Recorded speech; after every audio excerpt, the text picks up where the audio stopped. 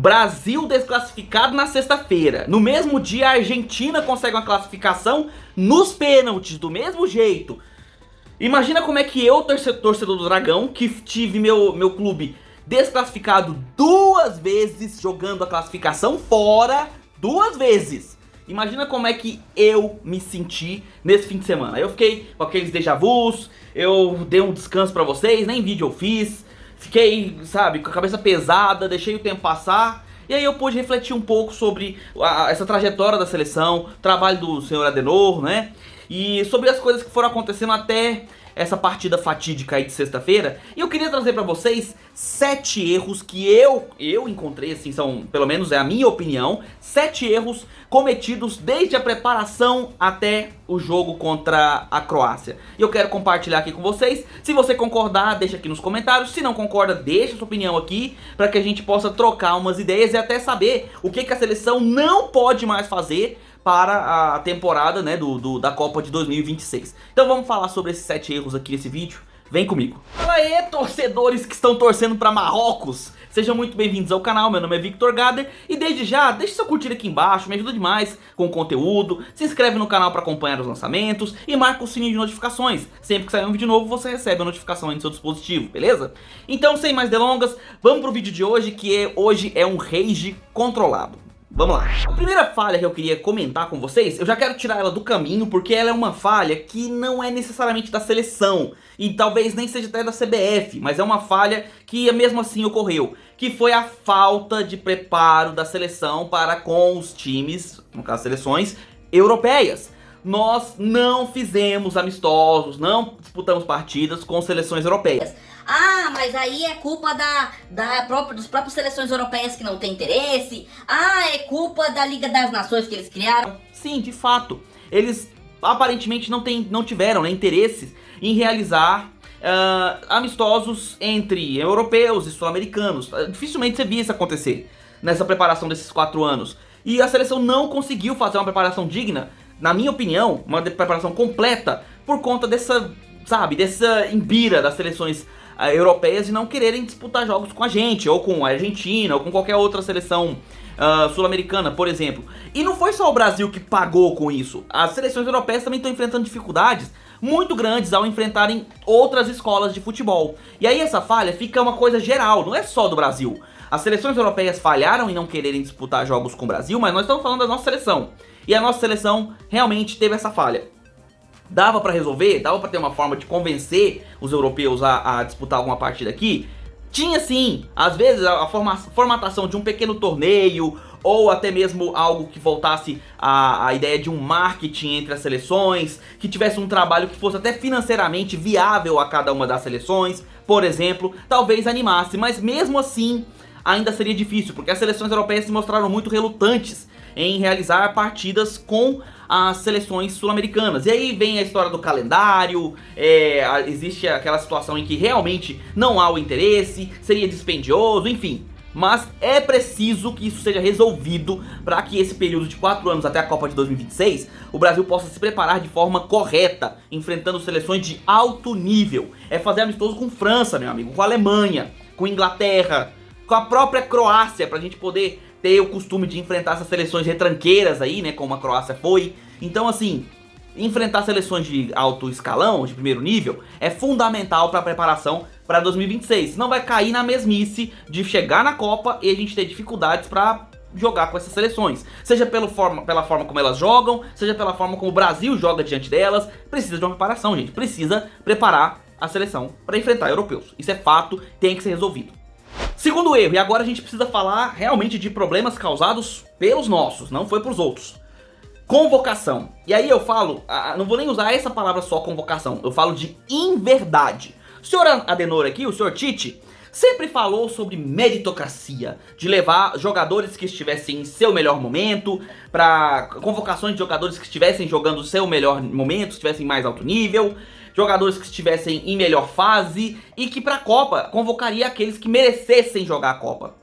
Aí eu fico perguntando, você acha que o Daniel Alves estava preparado para jogar a Copa? Eu não vou entrar no mérito da idade do Daniel Alves. Até eu fiz um vídeo, vou deixar aqui para vocês o card, ó, onde eu dei até motivos pro Daniel Alves jogar e, sejamos bem francos, não foi ele que comprometeu a classificação do Brasil. Ele, inclusive, fez uma boa partida contra Camarões. O resto é que não jogou, mas beleza.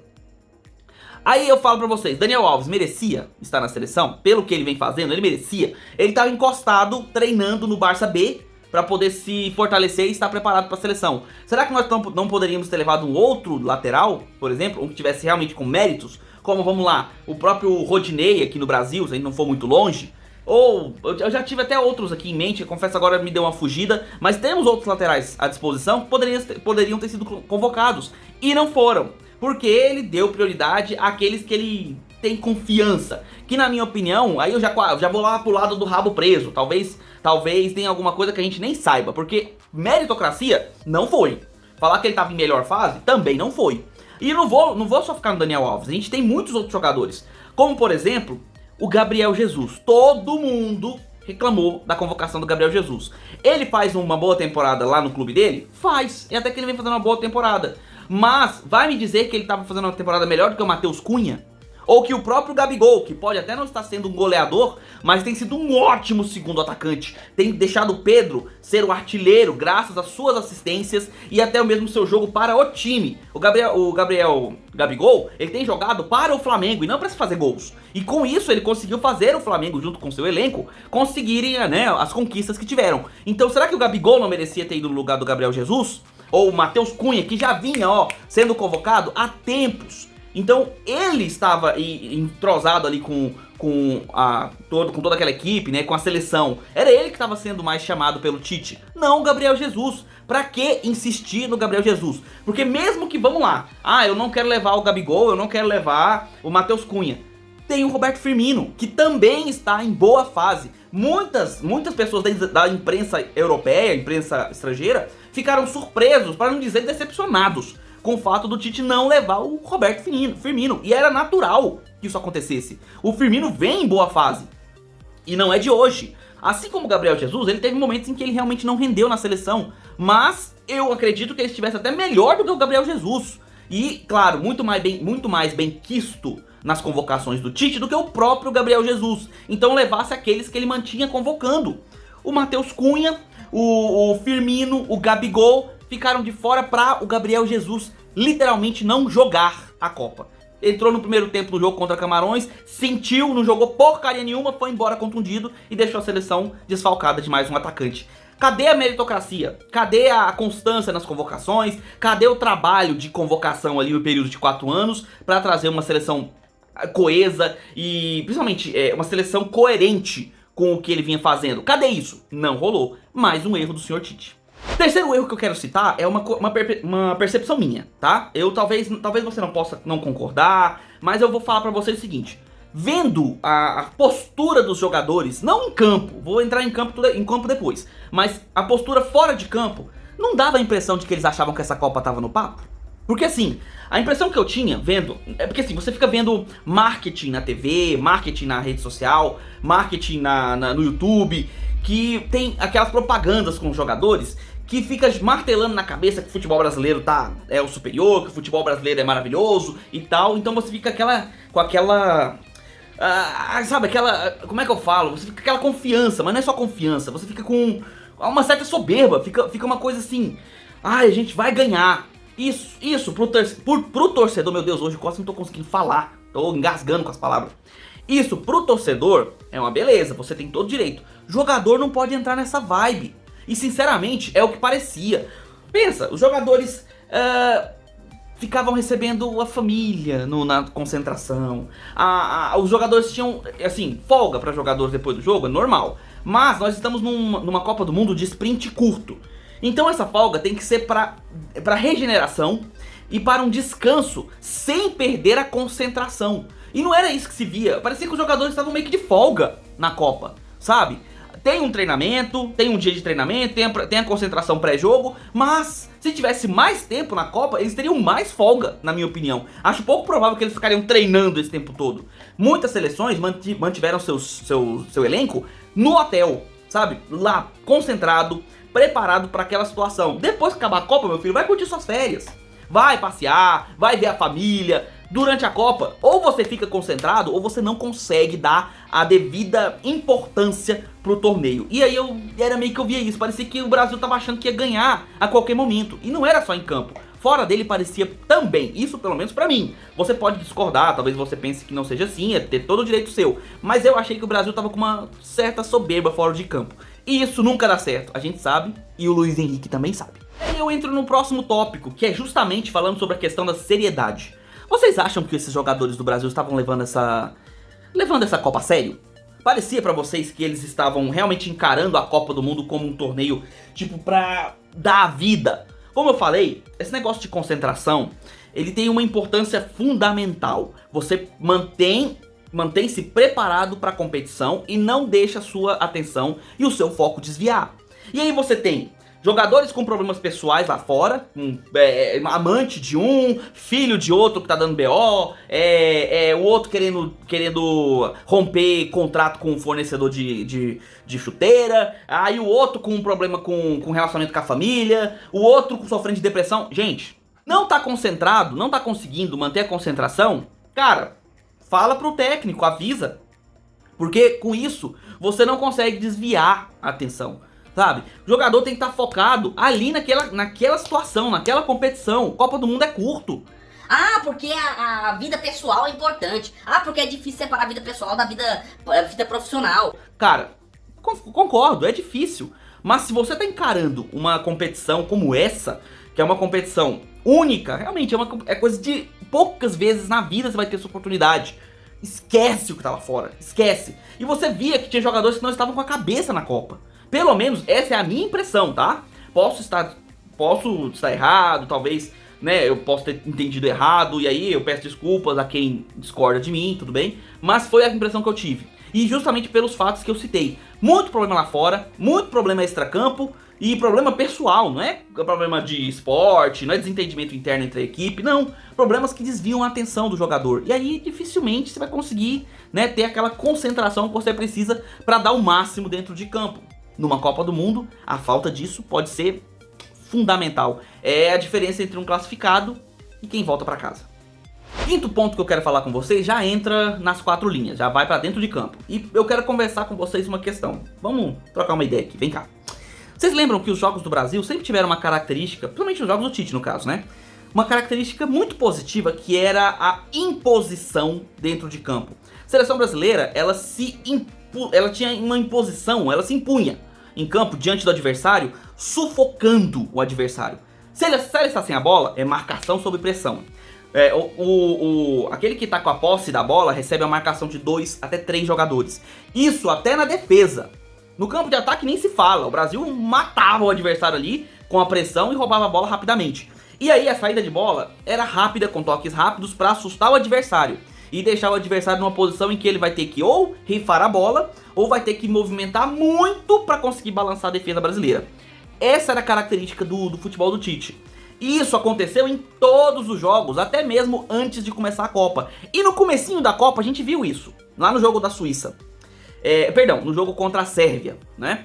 Se vocês observarem, nas eliminatórias, os 3 últimos jogos foram 3 resultados de 4-0. Ah, mas não compara o nível dos times com o que nós enfrentamos na Copa do Mundo. Concordo, mas a intensidade no jogo era basicamente a mesma. Você tem uma seleção que está precisando do resultado, correndo atrás do prejuízo, e você tem a nossa seleção fazendo pressão em cima dessa seleção e evitando que essa seleção jogue. A seleção que enfrenta o Brasil não pode gostar de jogar contra o Brasil, ponto. E aí, uma coisa que se viu nessa Copa foi a falta desta seriedade na marcação.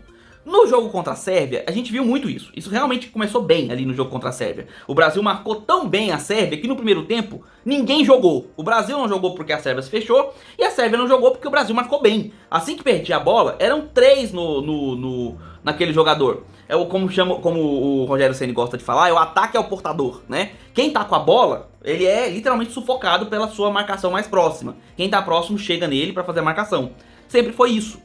No jogo contra a Sérvia, até rolou. Contra a Suíça, já começou a ter uma pequena diminuição nisso. A seleção parece que ia perdendo o ritmo, ela desacelerou na Copa. Aí venceu a Suíça por 1-0 no segundo tempo, onde fez um segundo tempo muito bom. Veio contra Camarões, entrou com uma porção de reservas. Só que a marcação não melhorou. Eles pioraram a situação da marcação do que se via contra a Suíça. A seleção marcava meia distância, não se aproximava muito, tinha medo de tentar dar o bote, porque tinha medo de tomar o drible ou deixar as costas abertas para que um jogador pudesse passar. Só que nunca funcionou assim, o Brasil jogava diferente. O Brasil não tinha esse medo, ele partia para a marcação ou, como eu falei, o ataque ao portador. E isso era muito importante para manter a posse sobre nosso domínio. O Brasil sempre tinha a bola em seus pés e quando perdia, recuperava rápido. É o que algumas seleções aqui na Copa fizeram, inclusive, né? A Espanha fez isso bem no começo, a França faz isso bem, a Inglaterra estava fazendo isso bem também. Então assim, é o ataque ao portador.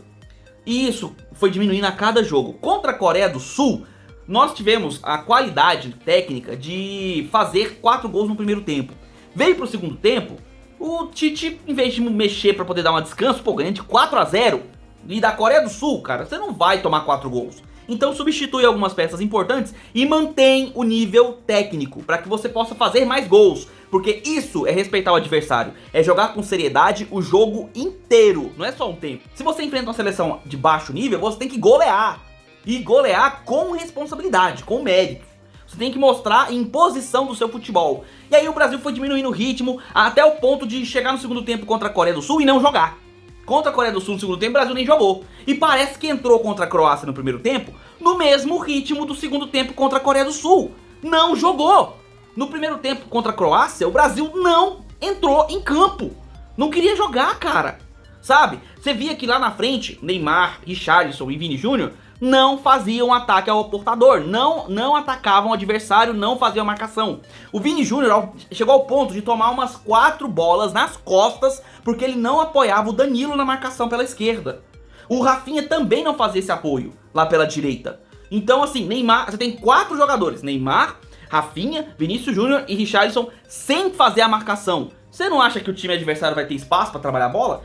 Exatamente, teve espaço. Não à toa, a Croácia fez diversas jogadas perigosas pela direita nas costas do Danilo e do Vini Júnior. Porque se o Danilo passa para o ataque ou apoia o ataque, tem que o Vini Júnior fazer a recomposição ali, auxiliar na marcação fazendo o apoio. Se ele não faz o apoio, o Danilo fica tomando bola nas costas. E tem que ficar correndo pra lá e pra cá, pra apoiar no ataque, ou seja, fazer o apoio ofensivo ao Vini Júnior e voltar pra marcar sozinho, porque o Vini Júnior não voltava pra apoiar. Só que esse marasmo do Brasil, que já vinha crescendo cada vez mais em cada jogo, só deixou a seleção cada vez mais preguiçosa em campo. Parecia que o time tava esperando o tempo acabar pra ir pros pênaltis, assim como a Croácia queria.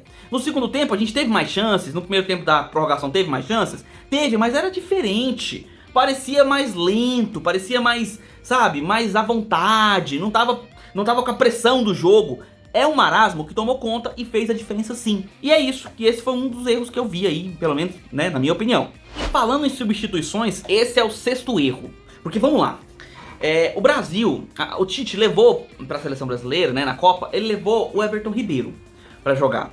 Me diga uma coisa, em que posição o Everton Ribeiro jogaria nessa Copa? Porque se você leva Rafinha e Antony, você tem 2 jogadores pela direita. Se você leva Vinícius Júnior e Gabriel Martinelli, você tem 2 jogadores pela esquerda.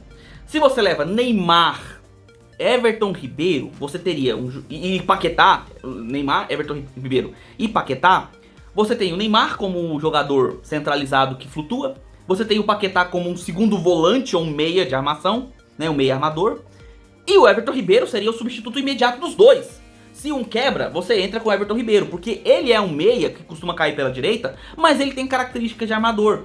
Então ele seria a substituição ideal pro Paquetá, por exemplo, ou pro próprio Neymar.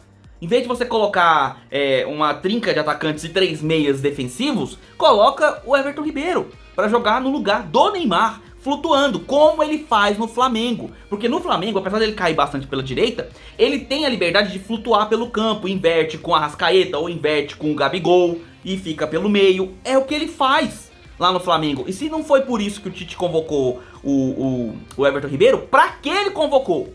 Aí, a gente vai pro último jogo, porque esse pra mim foi o erro crucial que levou à desclassificação do Brasil. Pra mim isso aí foi o calcanhar de Aquiles. O Brasil estava com um lateral improvisado no lado esquerdo, que é o Danilo. Danilo joga pelo lado direito, beleza? e a gente tava com o Danilo do lado esquerdo, porque os dois Alex quebraram. O Alexandro voltava de contusão, o Alex Telles estava fora. Do lado direito, a gente tinha o Daniel Alves, além do Danilo, né? Que é do lado direito que ele joga. Tem o Daniel Alves, que ele não quis usar nesse jogo. Eu até concordo, não é característica dele pra esse jogo. E o Militão improvisado. O Militão veio como zagueiro, tá? Militão improvisado. No jogo contra a Croácia, o Militão fez o melhor jogo da Copa naquela posição. Ele estava não só apoiando bem no ataque, até surpreendentemente bem, como ele recompõe a defesa com maestria. Roubou uma porção de bola pelo lado direito, conseguiu sair jogando uma porção de vezes pelo lado direito. Beleza, nós vamos para prorrogação. O Danilo, que vem de contusão, certo?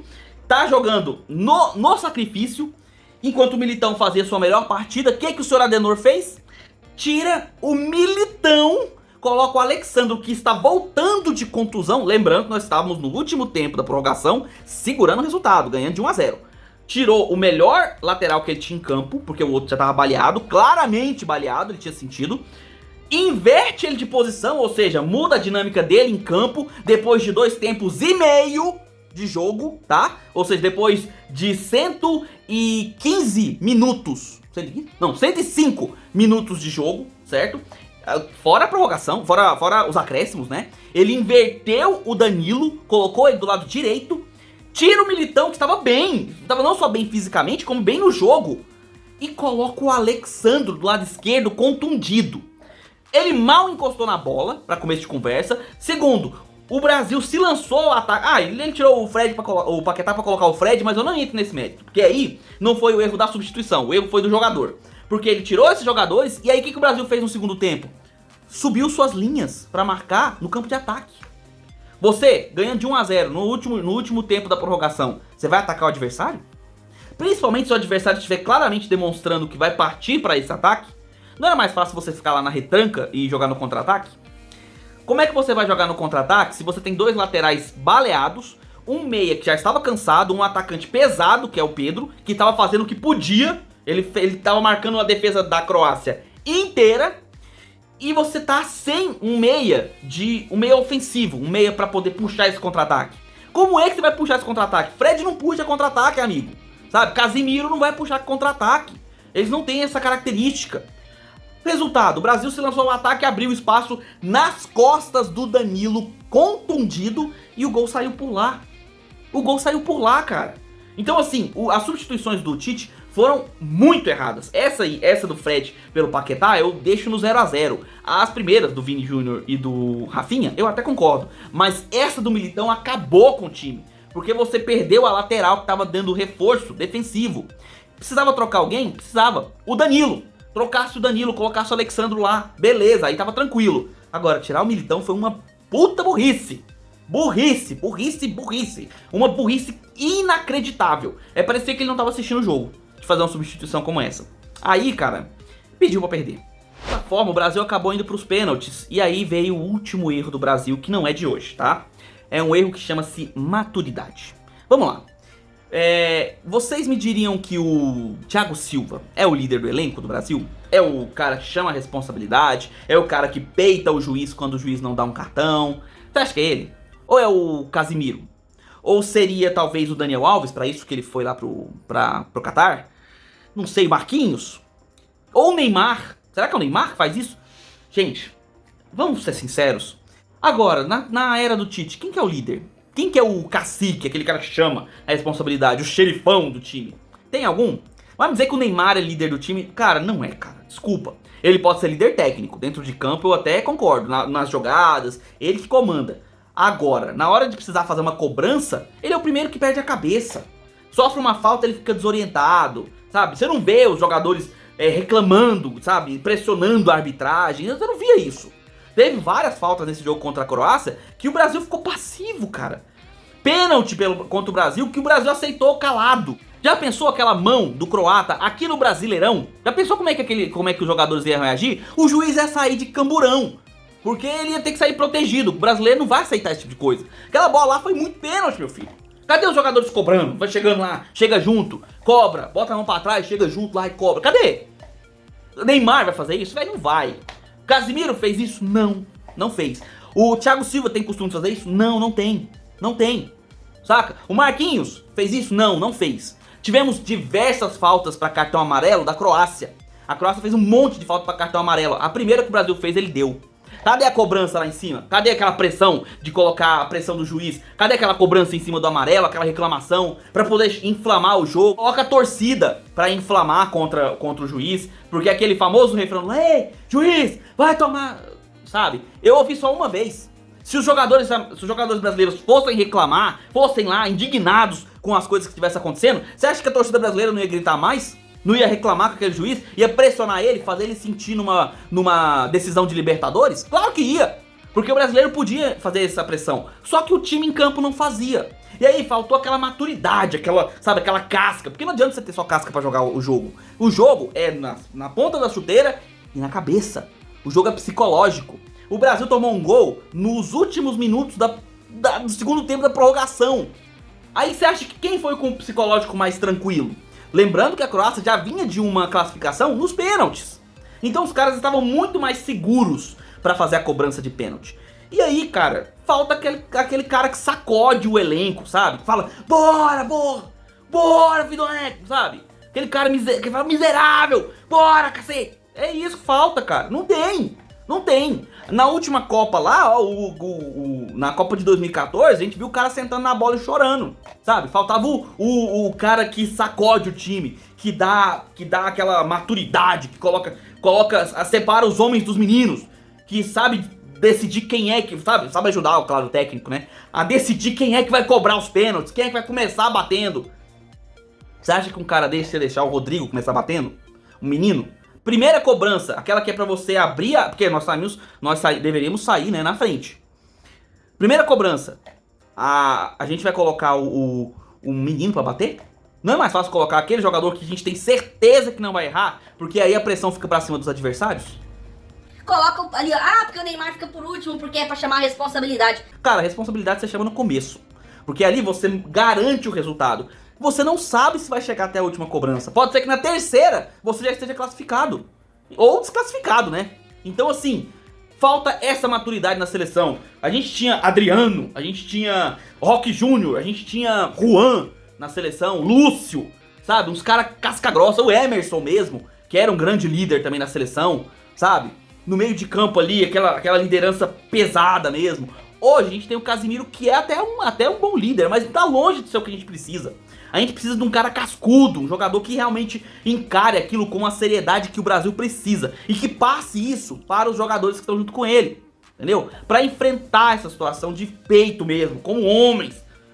E é assim que as coisas acontecem. Eu fiz um vídeo, inclusive, falando sobre a Argentina. O primeiro cara que cobrou o pênalti na Argentina foi o Messi. Aí eu pergunto pra vocês, será que não rolou um certo aprendizado no fato do Brasil ter sido eliminado algumas horas antes? Porque como não foi o Neymar que começou a cobrança, o Brasil perdeu o primeiro pênalti. Se fosse o Neymar, que é um dos melhores cobradores do mundo de pênalti, você acha que o Brasil começaria perdendo? E aí, beleza, o desenrolar dos pênaltis poderiam gerar a mesma situação, a gente poderia acabar sendo desclassificado, mas ninguém ia dizer que ele não encarou a responsabilidade da situação. Ninguém ia poder apontar o dedo falando que o Neymar não teve a maturidade e a responsabilidade pra bater aquele pênalti. Seria simples assim, entendeu? Mas beleza, tudo isso é o engenheiro de obra pronta, né? Falando depois, tudo. Mas é minha opinião de torcedor, cara. Então pra mim, faltou isso. Eu vi isso em 2002, eu vi isso em 1994, que eu já era vivo e era criança, eu lembro. Eu via isso muito na seleção brasileira, essa liderança, essa cobrança, essa maturidade, essa seriedade dos caras jogando ali com vontade mesmo. E eu não vi em 2022. Eu vi foi uma série de garotos jogando na seleção, o que de certa forma eu concordo, é bom levar jogadores jovens que estejam em boa fase pra poder ter um melhor desempenho ali na Copa, mas falta essa casca. E não é levar só o cara de 39 anos porque ele tem 39 anos. Tem que levar o cara de 39 anos se ele consegue colocar a cabeça dos jovens no lugar. Daniel Alves não fez isso, me desculpe. Daniel Alves não fez, o Thiago Silva não fez, o Marquinhos não fez e o Casimiro não fez. Eles não são esse tipo de líder que o Brasil precisa. E o Brasil para 2026 vai ter que depender, vai ter que precisar de um cara que faça os outros do elenco entrarem no ritmo dele. Seriedade e maturidade para encarar o torneio. Se não for assim, em 2026, talvez o Hexa não venha do mesmo jeito que foi agora. Então é isso, galera, essa foi a minha opinião, um resumão assim do que eu enxerguei de errado nesse período aí da seleção e até na Copa do Mundo. Se você concorda, deixe seu comentário aqui embaixo. Se discorda, também pode colocar, responde aí com educação, beleza? Não precisa ofender ninguém, a gente conversa numa boa aqui nos comentários, beleza? E se gostou desse vídeo, deixe seu curtir aqui embaixo, que me ajuda demais aí com a divulgação do vídeo. Se inscreve no canal e marca o sininho para acompanhar os lançamentos, beleza? Então é isso, a gente se vê no próximo vídeo. Um abraço do torcedor atleticano.